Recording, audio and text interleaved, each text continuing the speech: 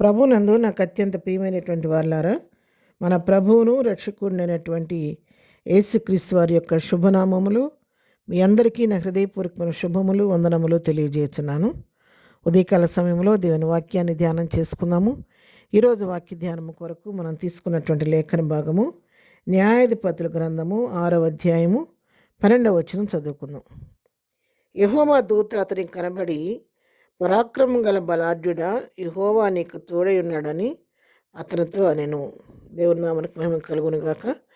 ఈ వాక్య భాగాన్ని మనం గమనించినట్లయితే ఈ మాటలు యెహోవా దూత గిద్యోనుతో మాట్లాడుతున్నటువంటి మాటలు. పై వచనం మనం చదువుకుంటే ఈ విషయం మనకు అర్థమవుద్ది. యెహోవా దూత వచ్చి అబీయెజ్రీయుడైన యోవాషునకైన వఫ్రాలను మస్తక వృక్షం క్రింద కూర్చుండెను. యోవాషు కుమారుడైన గిద్యోను మిద్యానీయులకు మరుగైనట్లు గానుగు చాటున గోధుమలను దుల్లగొట్టుచుండగా యెహోవా దూత అతనికి కనబడి, పరాక్రమం గల బలాఢ్యుడా, యెహోవా నీకు తోడై ఉన్నాడని అతనితో అనెను.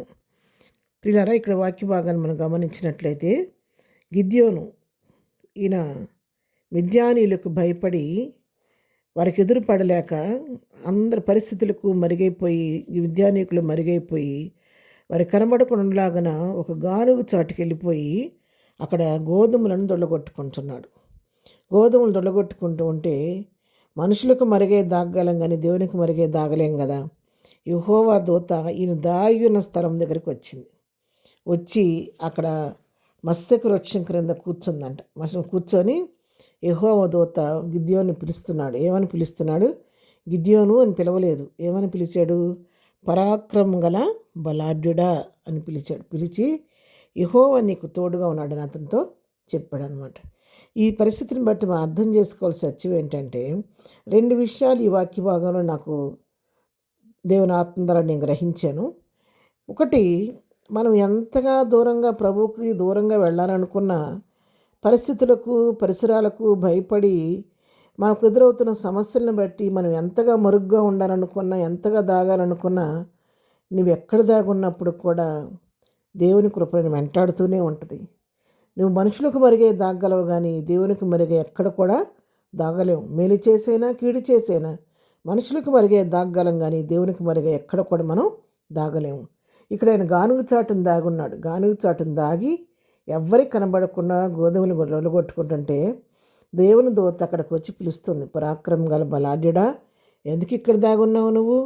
నువ్వెవరివి? నువ్వు పరాక్రమం గల బలాఢ్యుడివయ్యా, పిరికి పందలాగా ఇక్కడ దాగున్నావేంటి అని ఆయనలో ఉన్న సామర్థ్యాన్ని ఎత్తి చూపిస్తూ పిలుస్తున్నాడు దూత. ఇక్కడ నీలో ఉన్న శక్తి సామర్థ్యం ఏమైంది? నీ పరాక్రమం అయిపోయింది. నువ్వు ఒక బలాఢ్యుడి అయ్యుండి పిరికి పందలాగా దాగున్నావు ఏంటని చెప్పి అతనికి రోషం పుట్టించే విధంగా దూత పిలిచి యెహోవా నీకు తోడుగా ఉన్నాడని చెప్పి అతన్ని బలపరిచి తిరిగి అతను ఉజ్జీవింపచేసి మిద్యానీయుల మీద జయం పొందినట్లుగా గిద్యోన్ని దూత సిద్ధపరిచింది.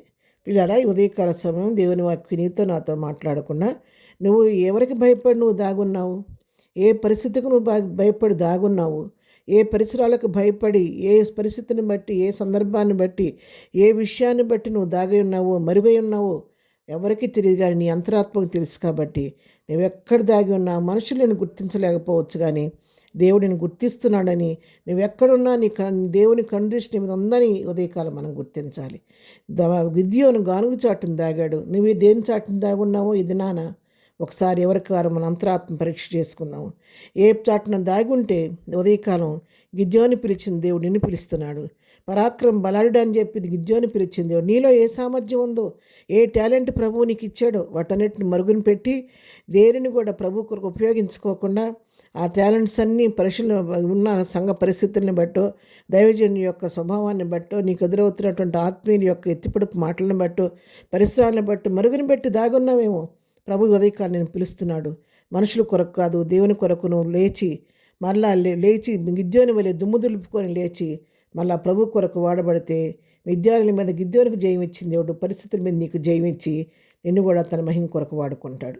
ప్రార్థన. ప్రేమ కలిగిన తండ్రి, పరిశుద్ధుడా, నీ పాదములకు వందనాలు. ఉదయకాలం నాకు మాకు ఇచ్చిన ఈ శ్రేష్టమైనటువంటి హెచ్చరికతో కొన్ని వాక్య భాగాన్ని బట్టి నీకు వందనాలు.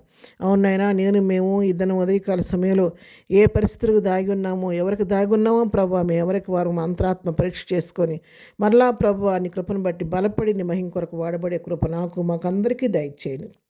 ఎక్కడ పడిపోయామో, ఏ స్థితిలో పడిపోయామో ఆ స్థితి నుంచి మనందరినీ మనం లేవనెత్తి మరలా మనం ఉజ్జీవింపజేసి నీ కృపతో నింపి మహిమ కొరకు వాడుకొని నూతన సంవత్సరంలో నూతన ఉద్యోగం మాకు అందరికీ దయచేయండి. దినం మేము చేయ పని పాటలు రాకపోకలో తోడుగొండండి. ఇదನ್ನು బర్త్డే మ్యారేజ్ చేసుకున్నప్పుడు దీవించి ఆశీర్దించమని, ప్రతి వారి పట్ల కృప విస్తరింపచేయమని యేసునామములో ప్రార్థించి అడిగి పొందుకొని ఉన్నాము తండ్రి. ఆమెన్. ప్రభు కృప సదాకాలం మనందరికీ తోడై నడిపించును గాక. ఆమెన్.